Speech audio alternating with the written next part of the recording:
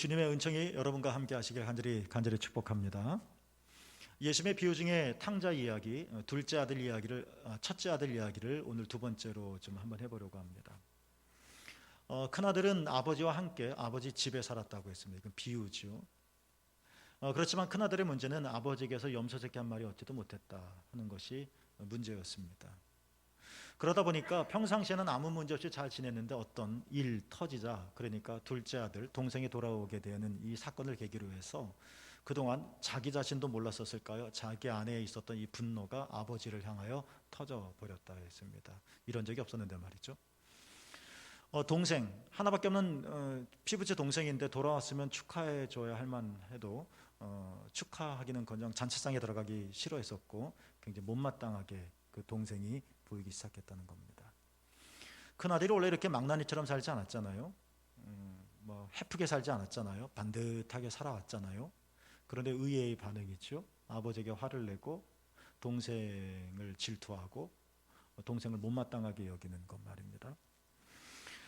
그러면서 우리는 큰아들 얘기를 하면서 어떻게 큰아들 안에 있는 이 화와 이 불평을 어떻게 하면 회복할 수 있을까 하는 것들을 예수의 비유를 통해서 우리는 발견할 수 있을 것입니다. 어쩌면 우리들에게도 큰아들의 모습이 있죠. 자주 있을 겁니다. 우리는 신앙을 버리지 않았습니다. 우리는 교회를 떠난 적도 없습니다. 우리는 아주 모범적으로 신앙생활을 잘 해왔습니다. 그런데 삶이 만족스럽지 못합니다. 그렇죠. 신앙생활이 재미없게 느껴질 때가 있습니다. 뭔가 이렇게 팍팍 와닿는 게 있으면 매일매일 신나고 즐거울 텐데 그냥 밋밋하고 하는 것 안 하는 것 별로 이렇게 구분이 없는 것처럼 보이고, 비유적으로 말하면 정말 염소 새끼 한 마리가 내게 주어지는 경험이 없었다는 것입니다. 아델의 고백이 어쩌면 진실일 수도 있겠죠. 염소 새끼 한 마리 얻었었다면 오늘 이러지 않았었을 텐데 말입니다. 그 염소 새끼가 하나님의 은총이죠. 우리에게 문제인 겁니다. 이 문제를 우리가 어떻게 해결할 수 있을까? 교회 안 갈 수는 없는데 교회 가자니 참 재미 하나도 없고, 신앙생활 안 할 수는 없는데 안 할 수는 없는데 신앙생활 한다는 것이 뭔지 내게 이렇게 실감 있게 경험되어지지 못한 마치 큰아들의 모습이죠. 이런 문제들을 우리가 어떻게 해결할 수 있을까? 오늘 바로 이 말씀을 여러분과 함께 나누려고 합니다. 큰아들이 이 문제를 해결하고 삶을 회복할 수 있는 비결이 있는데요. 그 방법은 아버지가 큰아들에게 한 말, 이 오늘 본문 31절 속에서 두 번째 뒷부분에 나와 있는 말에 담겨져 있습니다. 아버지가 이렇게 아들에게 말했죠. 얘야, 내 것이다, 내 것이지 않니? 라고 말합니다. 따라해 볼까요? 내 것이다, 내 것이로다. 여러분, 내와 뇌의 발음의 순서를 정확하게 하셔야 되는데 하나님께서 말씀하신 거죠. 우리에게 말씀하시는 겁니다. 입이 삐쭉 튀어나와서 하나님, 나는 염소 새끼 한 마리도 없어요 라고 불만 가득한 이 아들에게 얘야, 내 것, 하나님의 것이 다 내 것이지 않니? 라는 이 하나님의 말씀을 우리가 좀 들었으면 좋겠습니다. 큰아들이 이렇게 화가 나는 것은 뭐가 부족했기 때문이죠. 물질적인 것뿐만 아니라 감정, 정서, 이성, 생각, 의지 모든 것들이 부족했기 때문에 거기서 좀 이렇게 불편한 것들이 느껴졌었던 거죠. 근데 하나님 아버지께서 말씀하시는 겁니다. 얘야, 내 것이 다 내 것이지 않냐라는 말입니다. 여러분, 이 말씀이 여러분의 영혼으로 깨닫고 들려지기를 주님의 이름으로 축복합니다. 헬렌 아우에는 이 아버지의 이 말, 그러니까 내 것이다 내 것이지 않니라는 이 말을 이렇게 말했습니다. 이것은 큰아들이 해야 할 두 번째 중요한 훈련인데 그 훈련이 바로 감사하는 훈련이다라고 풀었었던 겁니다. 내 것이다 내 것이로다라는 이 말씀이 감사 훈련이라는 겁니다. 아직은 내 것이 아니죠. 그러나 진짜 내 것이 되겠죠. 등기에는 분명히 아버지의 소유죠. 그러나 다 알죠. 그리고 정말 천재지변이 일어나지 않는 한 내 것이 되겠죠. 이것을 우리가 안다면 감사할 거죠. 이제 내게 될 거니까. 아직은 내 것이 아니지만 이제 내 것이 되어질 것이라는 이 사실에 대한 인정을 통해서 이 현실을 감사함으로 받아들이라 하는 것입니다. 우리는 선물을 받으면 당연히 감사합니다라고 인사를 합니다. 그리고 좋은 일이 생기면 우리는 하나님께 땡큐를 잊지 않습니다. 이것도 감사의 방법이죠. 이것도 안 한다면 정말 안 되겠죠. 그러나 우리가 생각하는 감사의 훈련이란 보다 더 깊은 의미인데요. 그것은 뭐냐? 삶 전체를 하나님의 선물로 받아들이는 것이다 라는 것입니다. 선물을 받거나 좋은 일이 생겼을 때 땡큐는 당연한 거고, 그러나 우리의 삶에도 언제나 선물만 갖겠습니까? 매일매일 365일이? 우리의 삶에도 언제나 좋은 일만 일어나겠습니까? 그렇지 못하죠. 그럼에도 불구하고 삶의 일부분이 아니라 삶 전체가 하나님의 선물이다라는 겁니다. 선물은 늘 우리를 흥분하게 만들잖아요. 뭔가 기대하게끔 하지 않습니까? 기분 좋게 만들죠. 삶 전체가 하나님의 선물이다. 이 사실을 우리가 인정하고 그것들을 하나하나 조금씩 받아들이는, 이 현실을 받아들이는 훈련, 이것이 감사 훈련이라는 겁니다. 훈련이니까 한 번에 되지 않겠죠? 계속 지속적으로 반복해야 할 겁니다.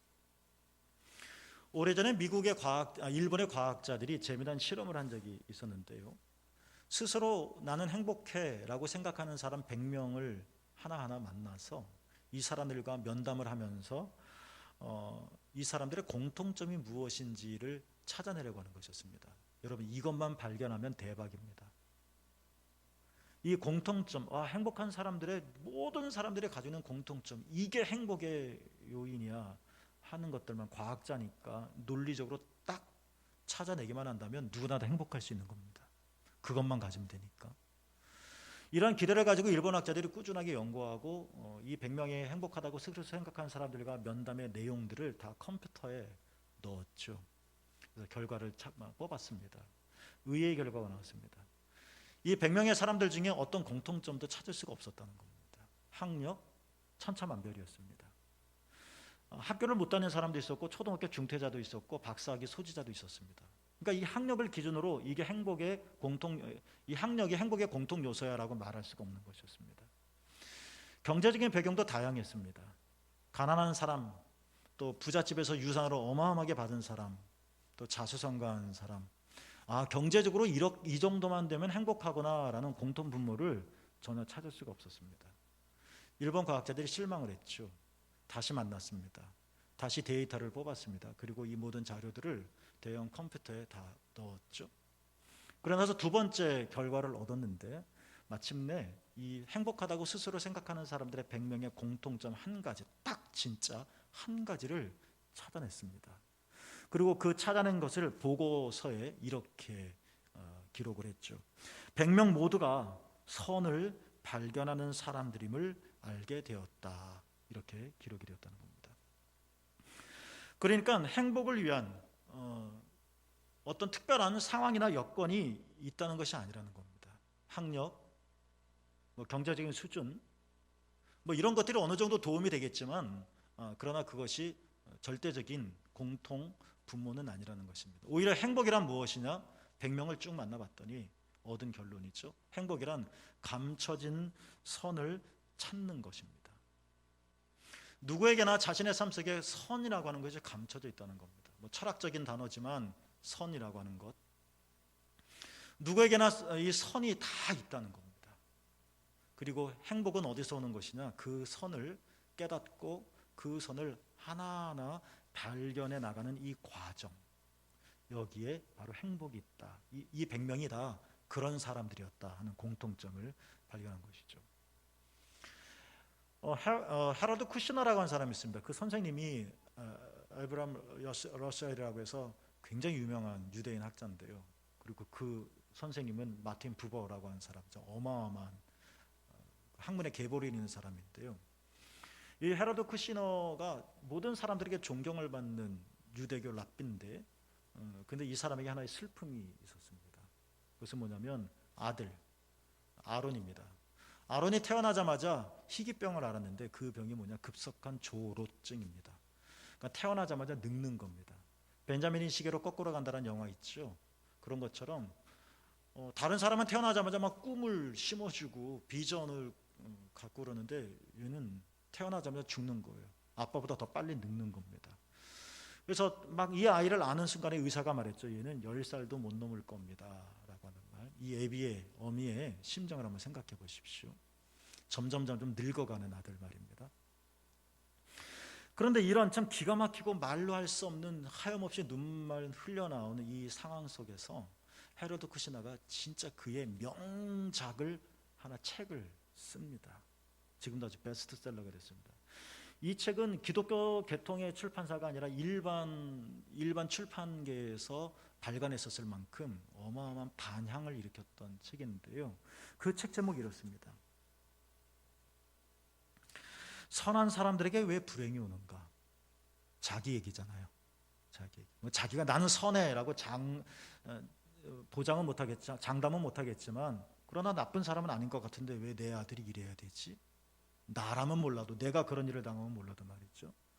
정말 어처구니 없는 황당한 이런 일 속에서 수없이 울고 수없이 기도하고 수없이 하나님께 묻고 하는 과정 속에서 나온 책이 바로 선한 사람들에게 왜 불행이 오는가라는 책입니다. 여러분, 이런 정말 기가 막힌 이런 상황 속에서 어떻게 이런 명저가 나올 수 있었을까요? 그 후에 이 사람이 또 책을 하나 썼는데 우리나라 말로 이제 번역이 되어졌죠. 책 제목이 이렇습니다. 현대인들에게도 하나님이 필요한가? 라는 책입니다. 이 책의 주제는 뭐냐면 신앙이란 무엇인가 묻는 겁니다. 그리고 신앙이 정말 필요한 건가?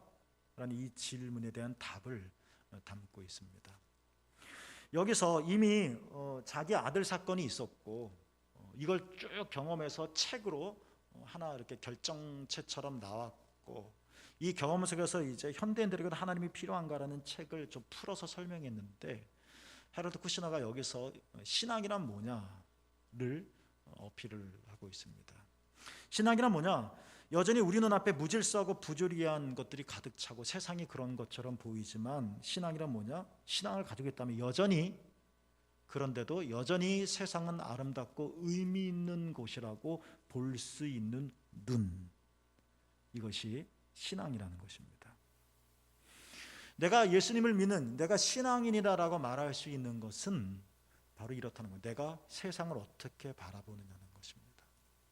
이게 신앙인의 특징이고 이게 신앙인의 능력이라는 것입니다.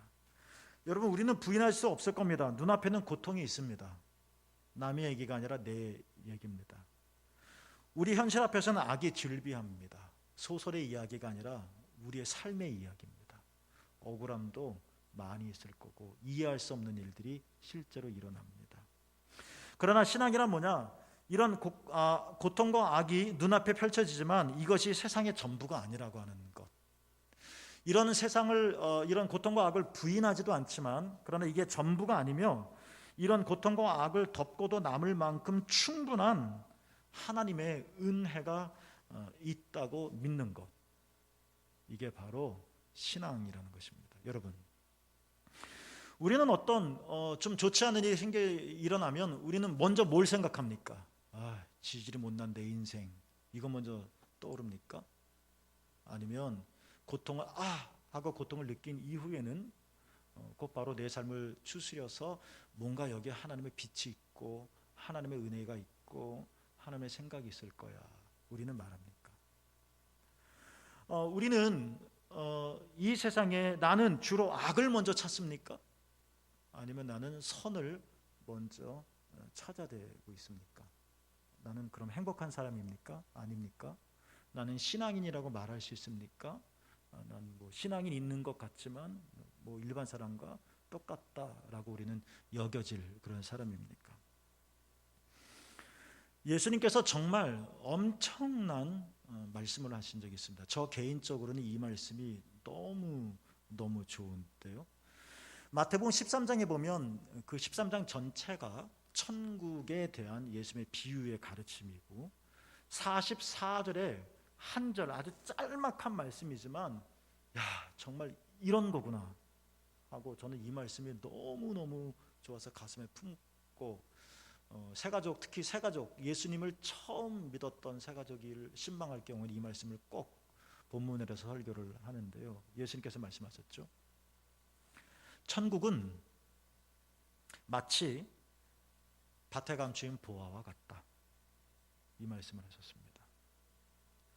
그러나 이러한 현실만을 말씀하신 것이 아니라 그 뒷말씀이 더 중요한데 예수님께서 이렇게 말씀하셨죠. 사람이 이를 발견하고, 이는 밭에 감추인 보화입니다. 이를 발견한 후 숨겨두고 어떻게 했어요? 기뻐하며 돌아가서, 그 다음에 한 행동이 뭡니까? 소유를 다 팔아 그 밭을 샀다. 그 밭을 왜 샀어요? 보화가 있으니까. 보화가 있으니까. 그 밭의 값이 얼마인지는 모르겠지만, 그리고 다 팔았던 자신의 소유의 비용이 얼마인지는 모르겠지만, 밭 때문에 산 게 아니라 밭에 있는 보화 때문에 밭을 산 거죠. 남의 강요에 의해서가 아니라 스스로 자원해서, 결정해서, 기뻐하며, 소유를 다 팔아도 아깝지 않을 만큼, 내 존재를 다 걸어도 후회스럽지 않을 만큼 그 밭을 샀다. 예수님의 비유에 표면적으로 문자적으로 드러나진 않았지만, 밭의 속에 보화가 감춰져 있으니까 그 보화를 캐내려면 흙을 헤쳐야 되겠죠. 안서는 그린이 얘기했었던 것처럼 흙을 헤치다 보면 손에 흙이 묻겠죠. 이것은 별로 반가운 일이 아니죠. 손이 더러워지는 거니까. 그러나 이 사람은 전혀 개의치 않았습니다. 밭이 몇 평인지, 밭이 부동산으로서의 가치가 있는지, 밭이 얼마나 기름져서 어떤 곡식을 심더라도 열매를 쏙쏙 맺을지 주된 관심이 아니었습니다. 혹 작은 평수라 할지라도, 그다지 가치가 있는 것이 아니라 할지라도, 그렇게 비옥하지 않는다 할지라도 여전히 이 사람은 기뻐하며 샀을 겁니다. 왜요? 보화가 있으니까. 천국은 이와 같다는 겁니다. 모르는 사람은 그냥 지나갈 겁니다. 모르는 사람은 미쳤나 봐, 저걸 왜 사? 그럴 겁니다.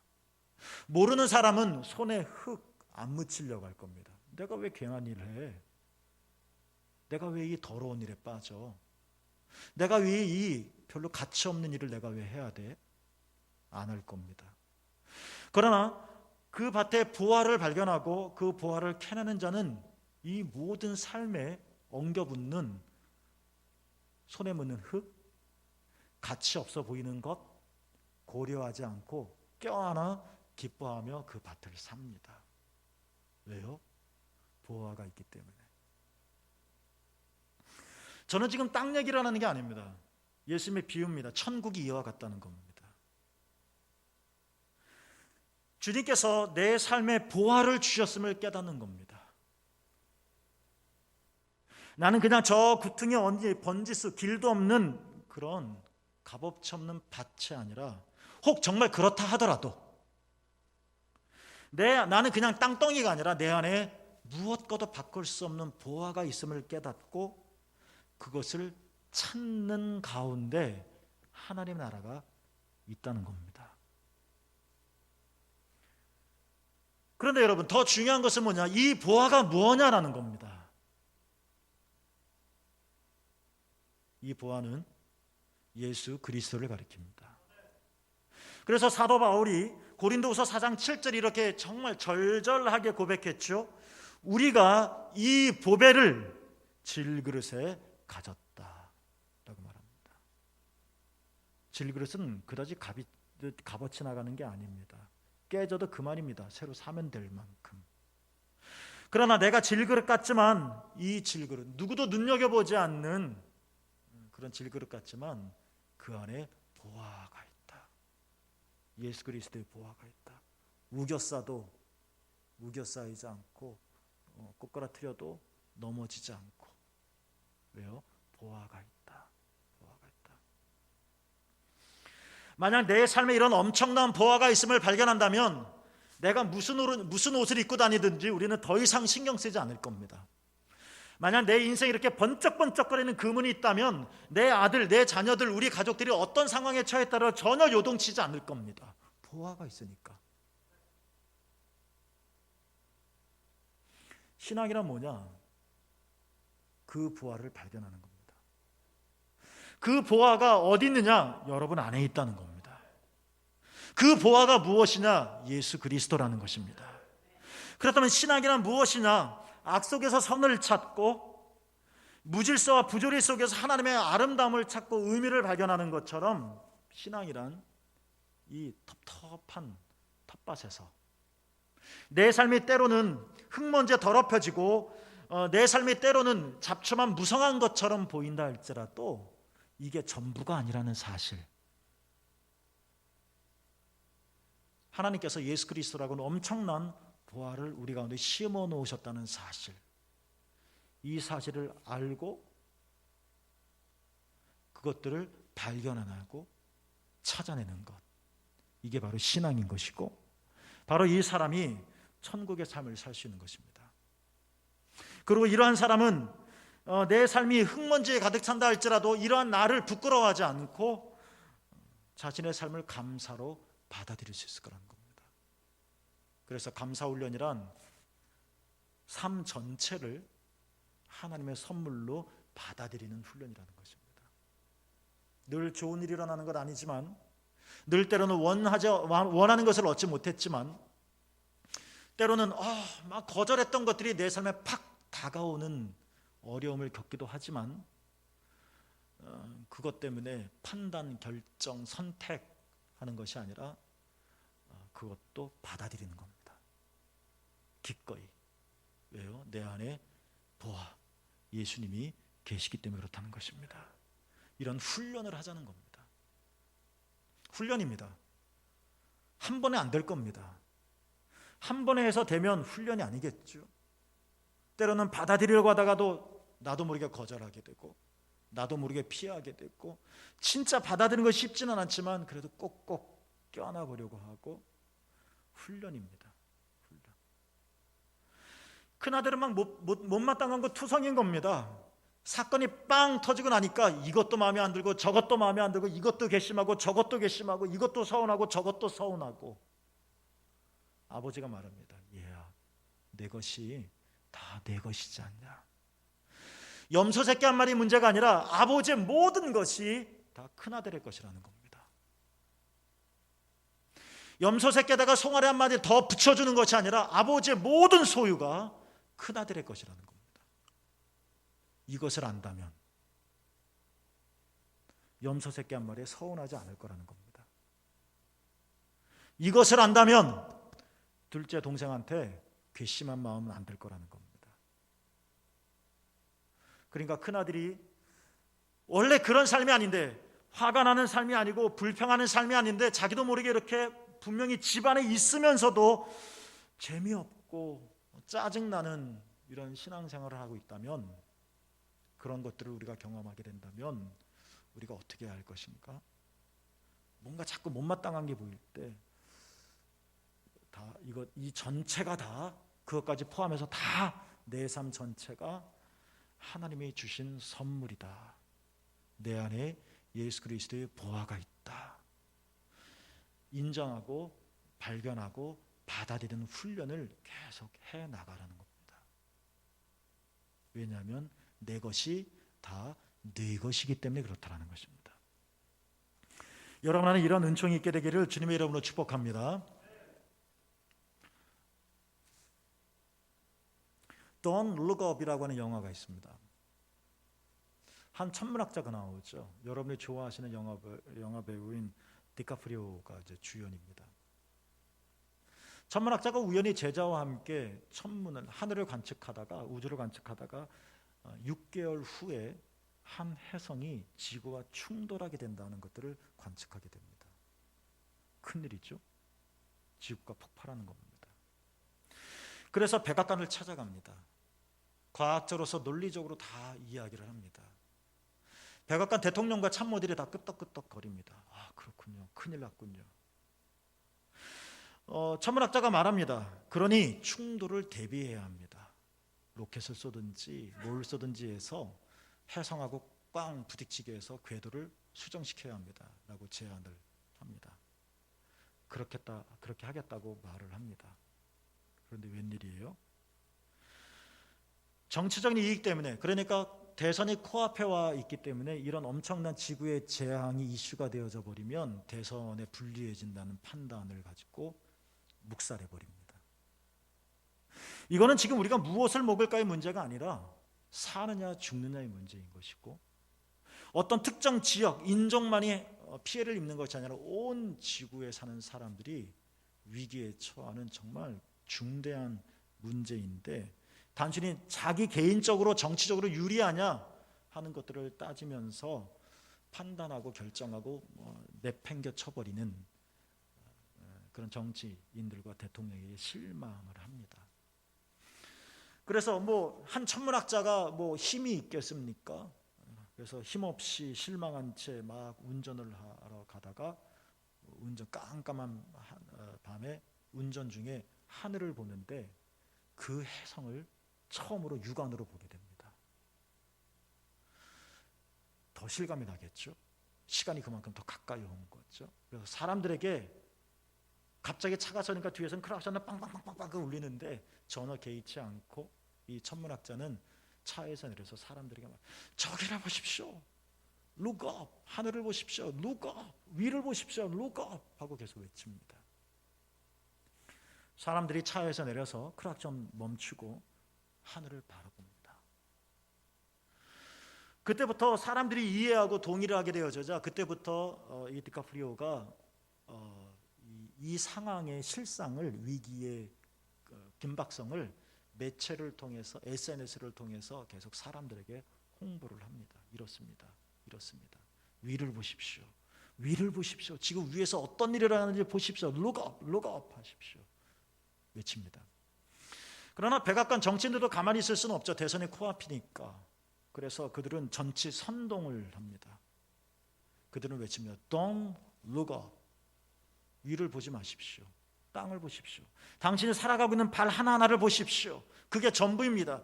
저 사람들이 왜 look up 하라고 하는지 아십니까? 사실 자기가 우월해지고 싶어하는 것이고, 우월해진 자기가 여러분들을 깔보려고 하는 것입니다 라면서 자꾸 왜곡을 시키는 겁니다.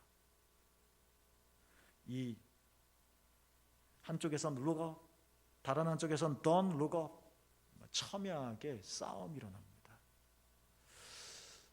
한 저작권에 걸리지 않은 한도 내에서, 스포하지 않은 한도 내에서 2분짜리 영상 한번 보여드릴 텐데, look up과 don't look up이 얼마나 첨예하게 대립하고 있는지, 얼마나 갈등이 있는지 한번 보시겠습니다.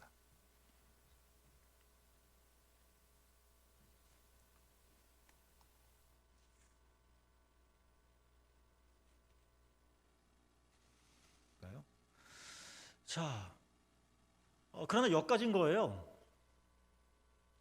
현실 세계에서는 룩업과 don't 룩업이 얼마나 첨예하게 싸우고 있는지를 영화 속에 담고 있는데, 어쩌면 이것은 그냥 스크린에 있는 이야기가 아니라 우리의 삶의 현실인 것 같습니다. 어쩌면 내 안에 일어나고 있는 두 개의 음성일 수도 있습니다. 어떤 위기의 상황 속에서 우리는 현실을 직시하고 진실을 우리가 바라보면서 look up, look up, 고개를 들어 하늘을 바라봐야 되는 목소리를 듣는 반면에, 한편으로는 현실 집착적이 되어서 don't look up, don't look up의 유혹을 우리가 계속 받는 겁니다. 거짓말이 말이죠. 이 영상 look up과 don't look up이 얼마나 첨예하게 싸우고 있는지, 우리 사회 현상 이야기인데요. 이것도 한 2분 동안 한번 담아봤는데요. 이게 우리 이야기임을 한번 느끼면서 한번 보시겠습니다. 두 번째 영상 보시겠습니다.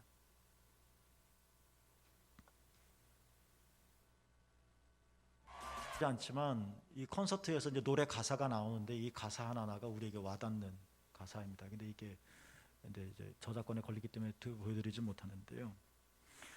결국은 혜성이 지구와 충돌합니다.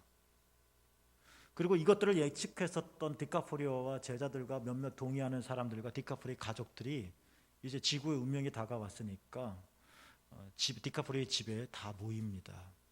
마지막 만찬을 하는 겁니다. 거기서 죽으려고 하는 거죠. 이렇게 조용히 기단을 기르는데 단순히 그냥 맹놓은 죽음을 기다림이 아니라 놀라운 일이 일어나는데, 거기서 놀랍다기보다도 거기서 식구들이 다 화해를 하게 됩니다. 그리고 자기들은 연약했지만 잘 살아왔음을, 우리가 힘에 부쳤지만 그래도 열심히 우리가 옳은 일을 잘 해왔음을 서로 말하며 격려를 합니다. 그리고 식탁에 둘러앉아서 그들은 손을 다 이렇게 마주 잡습니다. 그리고 함께 기도합니다. 근데 저 개인적으로는 여기서 청년, 아까 그 여제자의 남자친구인데요, 이 청년이 기도를 하는데 이 기도문이 아주 멋집니다. 한번 준비한 영상 보시겠습니다. 세 번째 영상 한번 보실까요? 네.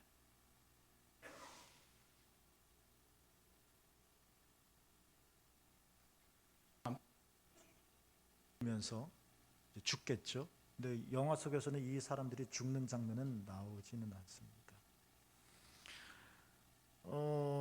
영화의 마지막에 두 개의 쿠키가 있습니다. 그러니까 에피소드가 있는데요. 첫 번째 에피소드는 뭐냐면 모든 걸 다 알고 있지만 백성들에게 거짓말하고 했었던 이 대통령과 정치인들과 또 이익단체들이 우주선을 타고 냉동 인간으로 먼 지구를 떠납니다. 그리고 2만 년이 지나서 다시 지구로, 이게 지구인지 아닌지 모르겠는데 옵니다. 다시 나와서 땅을 밟죠. 아름다운 에덴 동산처럼 아름다운 땅입니다. 그런데 거기서 이름도 알지 못하는 2만 년 후니까 동물에게 이 모든 사람들이 다 먹혀 죽습니다. 그러니까 제 개인적으로 보면 정말 아름다운 땅 같지만 거기에 죽음이 있음을 말해주는 것이고, 또 하나의 쿠키는 뭐냐면, 에피소드는 뭐냐면, 지구가 다 행성 충돌로 인해서, 해성 충돌로 지구가 다 이렇게 다 폭격을 받아서 폐허가 된 상태에서 건물이 다 무너지고, 그 사이에 대통령의 아들이 나오는데 이 아들이 어떻게 요 무너진 그 구조물 사이로 이렇게 삐죽 튀어나와서 하는 행동이 뭐냐? 셀카를 찍습니다. 왜냐하면 자기가 지구의 유일한 생존자라는 이유만으로. 분명히 그는 셀카를 찍을 만큼 살았지만 제가 보기엔, 그러나 다 잿빛이고 화재난 것처럼 잿빛이고 온전한 건물 하나도 없이 다 폭격받아 무너진 걸 보면 도저히 생존할 수 없는 어려움을 우리에게 보여주는 것 같은데, 자기가 살았다고 셀카를 찍는 것. 그런데 아직까지도 깨닫지 못하고 어리석은 인간의 모습을 보여주는 그런 쿠키 에피소드가 아닌가라는 생각을 해봅니다. 여러분, 저는 여러분에게 뭐 영화를 소개해드리려고 하는 것이 아니라, 많은 평론가들이 이 영화가 현실 정치에 대한 그 풍자, 블랙 코미디다라고 말하기도 하고, 더러는 지구 위기에 대한 경고를 우리에게 알려주고 있다라고 말을 하기도 하는데, 어찌됐든 저는 이 영화가 오늘 우리들에게 어떠한 관점이, 어떠한 대상이든지 우리들에게 이렇게 묻고 있는 것이 아닌가 싶습니다. 지구 충돌이라고 하는 삶의 엄청난 위기 속에서 우리에겐 두 가지 선택이 있고, 우리에겐 두 가지 소리가 들려온다는 겁니다. 하나는 룩업이라는 겁니다. 이게 진실입니다. 하늘을 보라는 겁니다. 해성이 내려온다는 겁니다.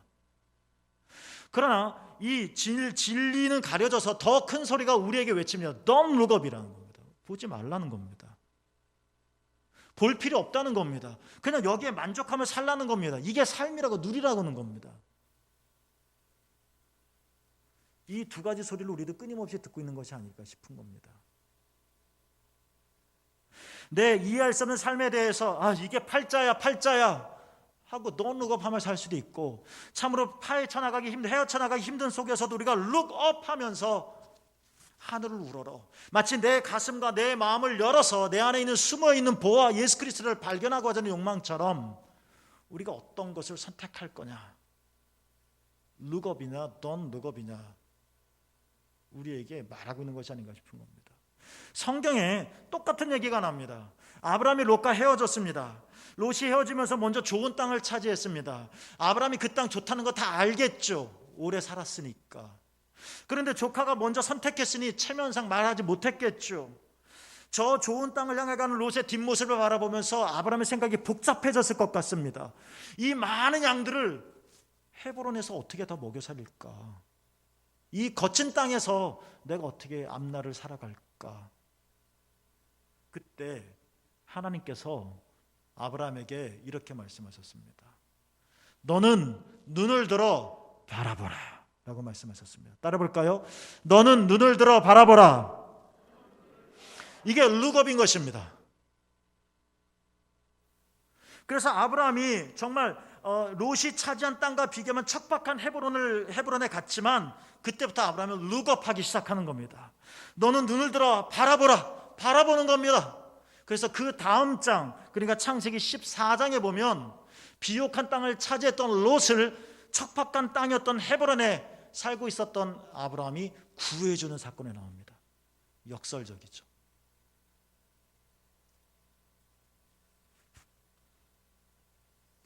여러분, 우리도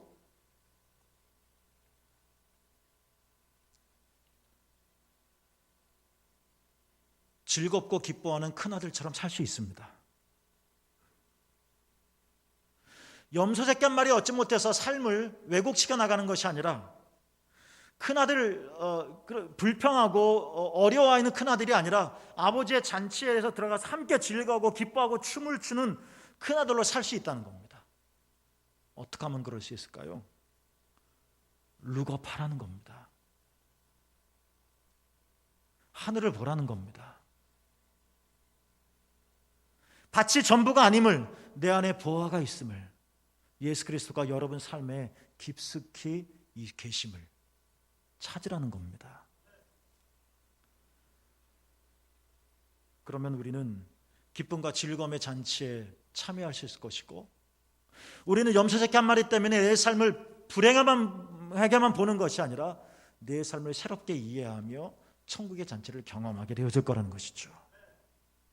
여러분, 즐거운 큰아들처럼 우리가 정말 살기를 원한다면 여러분 눈을 들어 하나님을 바라봅시다. 내 안에 계신 예수 그리스도를 찾읍시다.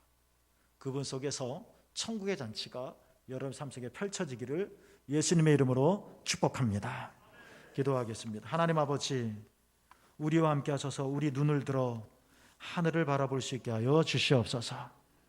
우리 눈이 열려 내 안에 계신 보화 예수 그리스도를 발견하게 하여 주시옵소서. 우리 주님 예수님의 이름으로 간절히 축복하며 기도하옵나이다.